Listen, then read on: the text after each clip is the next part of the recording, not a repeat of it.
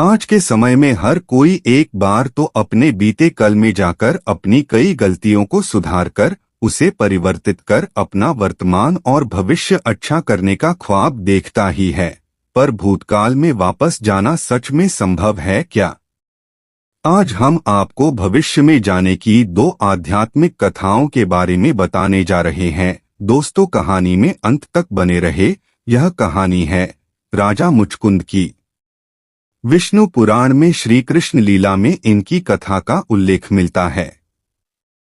राजा मुचकुंद इक्ष्वाकु वंश के राजा थे, जिनकी वीरता की चर्चा स्वर्ग में भी होती थी। एक बार असुरों ने स्वर्ग पर आक्रमण कर सारे देवताओं को पराजित करने लगे। तब असुरों से देवताओं और स्वर्ग की रक्षा की खातिर देवराज इंद्र ने उस समय पृथ्वी पर राज कर रहे राजा मुचकुंद से सहायता की गुहार लगाई। राजा मुचकुंद ने देवराज इंद्र की विनती सुनकर हर प्रकार से उनका यह दुख दूर करने का उन्हें आश्वासन दिया और देवराज इंद्र के साथ जीवित ही अपने मानव देह के साथ स्वर्ग में जाकर अपने शौर्य और पराक्रम का परिचय देते हुए असुरों को पराजित कर देवताओं को उनका स्वर्ग पुनः लौटा दिया। इस बात से प्रसन्न होकर देवराज इंद्र ने महाराज मुचकुंद से मुस्कुराते हुए कहा, आपकी जो भी इच्छा हो आप वह वर मुझसे मांग लीजिए। मोक्ष को छोड़कर मैं आपको कुछ भी देने में पूर्ण सक्षम हूँ। राजा मुचकुंद हाथ जोड़ते हुए उनसे बोले, मुझे आपसे केवल मेरे परिवार के पास धरती पर वापस लौट जाने की अनुमति चाहिए और अन्य कुछ भी नहीं चाहिए, क्योंकि भगवान की कृपा से मेरे पास सब कुछ पहले से ही है। मुझे अब और किसी चीज की इच्छा नहीं है।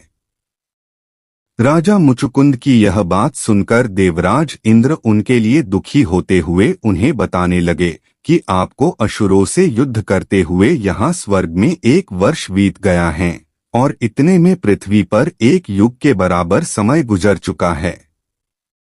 पृथ्वी पर काल की गति अति तीव्र है, जिस कारण आपका पृथ्वी पर कोई अपना सगा संबंधी अब शेष नहीं बचा है, अर्थात जीवित नहीं है। आपके सभी बंधु बांधव, पत्नी, पुत्र कब के मृत्यु को प्राप्त हो चुके हैं। वहां मेरा कोई नहीं रहा।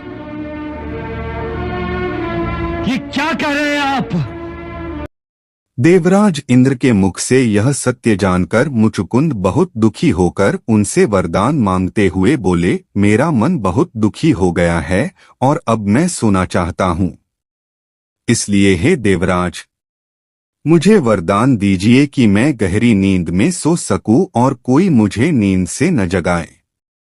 तब देवराज इंद्र ने राजा को वरदान देते हुए कहा कि आप पृथ्वी पर कहीं गुप्त स्थान पर जाकर सो जाइए।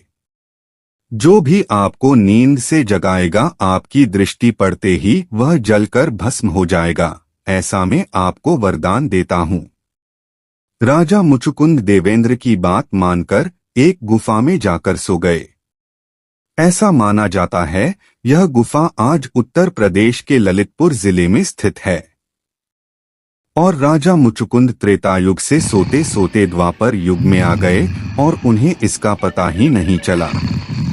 जब यूनान के राजा कालयवन ने मथुरा पर आक्रमण किया तब श्री कृष्ण भगवान ने कालयवन को युद्ध के मैदान से बहला फुसलाकर युद्ध छोड़कर भागने लगे। तभी से श्री कृष्ण को उनके भक्त रणछोड़ दास भी कहते हैं।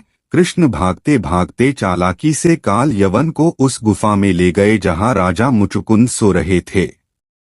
तब श्री कृष्ण ने उस गुफा में राजा मुचकुंद के ऊपर अपना गमछा उड़ाकर खुद गुफा में पीछे छुप गए। कालयवन श्री कृष्ण का पीछा करते हुए उस गुफा में आया और कालयवन ने कृष्ण समझकर गलती से राजा मुचकुंद को जगा दिया और कालयवन पर उनकी नजर पड़ते ही वह भस्म हो गया।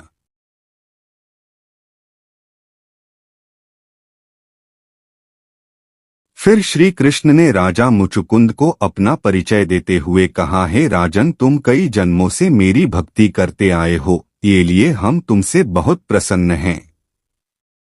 हे राजन, तुम मुझसे वर मांगो, हम तुम्हारी सारी इच्छा पूरी कर देंगे।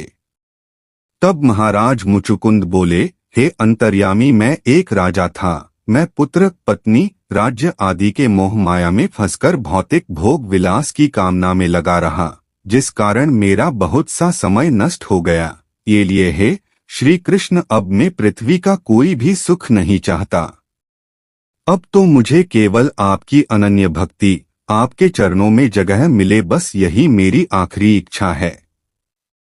तब श्री कृष्ण बोले, हे राजन, तुमने राज करते हुए वन में कई वन्य प्राणियों का शिकार किया है, सो तुम उन वन्य प्राणियों के तुम्हारे ऊपर लगे पाप का नाश करने के लिए अभी घोर तपस्या करो।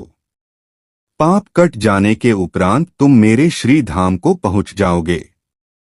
दोस्तों, प्रेम से बोले जय श्री कृष्ण।